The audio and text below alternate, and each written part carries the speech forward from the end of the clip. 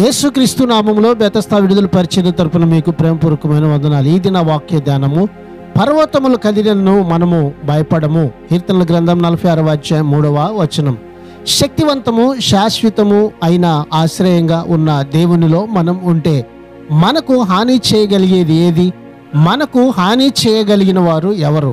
మనము ఆయనలో లేనట్టు భయపడము దేనికి?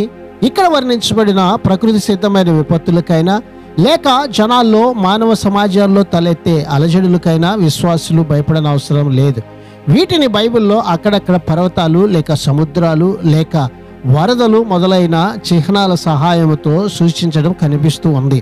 కీర్తనల గ్రంథం 23వ అధ్యాయం 4వ వచనం ప్రకారం, గాఢాంధకారపు లోయలో నేను సంచరించినను ఏ అపాయమునకు భయపడను, నీవు నాకు తోడై ఉందువు, నీ దుడ్డు కర్రయు నీ దండమును నన్ను ఆదరించును. కనుక ఈ దినాన వాక్యాన్ని బట్టి దేనికిని భయపడకండి, ప్రభువు మీతో కూడా ఉన్నాడు.